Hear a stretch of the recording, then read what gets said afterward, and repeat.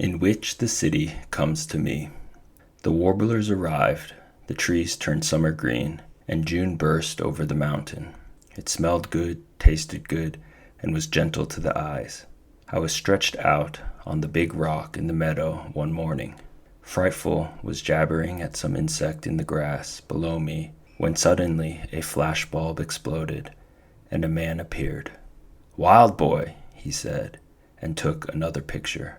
"What are you doing? Eating nuts?" I sat up. My heart was heavy. It was so heavy that I posed for him holding Frightful on my fist. I refused to take him to my tree, however, and he finally left. 2 other photographers came, and a reporter.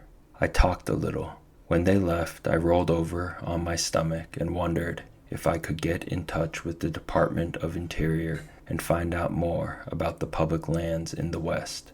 My next thought was the baseball game in the flooded schoolyard. 4 days passed, and I talked to many reporters and photographers. At noon of the 5th day, a voice called from the glen. "I know you are there, Dad," I shouted, and once again burst down the mountainside to see my father. As I ran toward him, I heard sounds that stopped me, the sounds of branches and twigs breaking, of the flowers being crushed. Hordes were coming. For a long moment, I stood wondering whether to meet Dad or run forever. I was self-sufficient. I could travel the world over, never needing a penny, never asking anything of anyone. I could cross to Asia in a canoe via the Bering Strait. I could raft to an island. I could go around the world on the fruits of the land. I started to run. I got as far as the gorge and turned back. I wanted to see Dad. I walked down the mountain to greet him and to face the people he had brought from the city to photograph me, interview me, and bring me home. I walked slowly, knowing that it was all over. I could hear the voices of the other people. They filled my silent mountain. Then I jumped in the air and laughed for joy. I recognized my 4-year-old brother's pleasure song. The family. Dad had brought the family. Every one of them. I ran, twisting and turning through the trees like a Cooper's hawk, and occasionally riding a free 50 feet downhill on an aspen sapling. "Dad, Mom," I shouted as I came upon them along the stream bed, carefully picking their way through raspberry bushes. Dad gave me a resounding slap, and Mother hugged me until she cried. John jumped on me.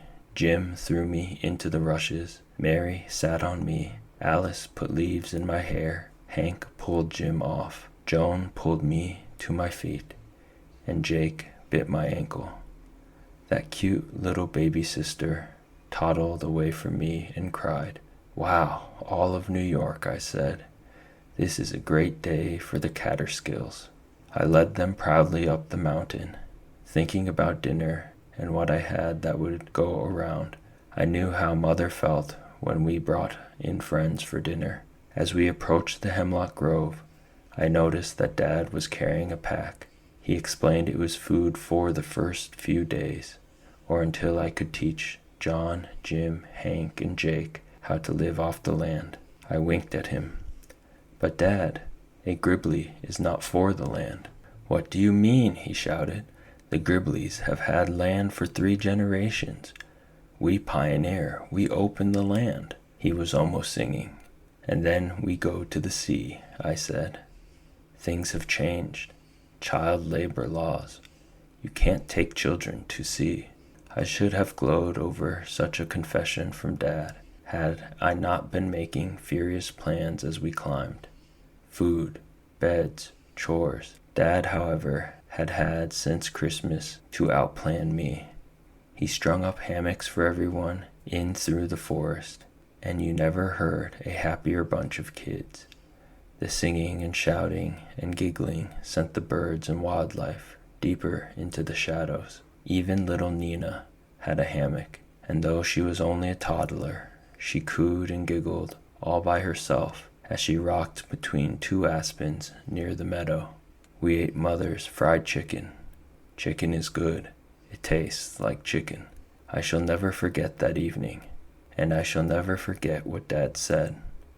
Son, when I told your mother where you were, she said, well, if he doesn't want to come home, then we will bring home to him, and that's why we are all here.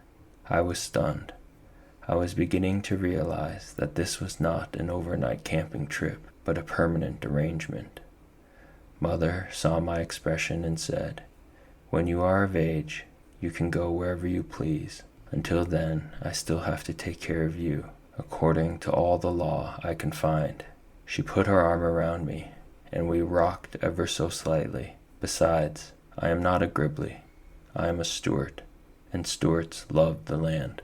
She looked at the mountain and the meadow and the gorge, and I felt her feet squeeze into the earth and take root. The next day I took John, Jim, and Hank out into the mountain meadows with Frightful to see if we could not round up enough food to feed this city of people. We did pretty well. Then we came back. There was Dad with 4 2x4s erected at the edge of my meadow and a pile of wood that would have covered a barn. Gosh, Dad, I cried. What on earth are you doing? We are going to have a house, he said. I was stunned and hurt. A house? You'll spoil everything, I protested. Can't we all live in trees and hammocks? No. Your mother said that she was going to give you a decent home, and in her way of looking at it, that means a roof and doors. She got awfully mad at those newspaper stories, inferring that she had not done her duty. But she did. I was almost at the point of tears. She's a swell mother. What other boy has a mother who would let him do what I did? I know. But a woman lives among her neighbors. Your mother took all those editorials personally, as if they were Mr. Brackett and Mrs. O'Brien speaking. The nation became her neighbors, and no one, not even, he hesitated. A catbird meowed. Not even that catbird is going to think that she neglected you. I was about to protest in a loud, strong voice when Mother's arm slipped around my shoulder. That's how it is until you are 18, Sam, she said, and that ended it.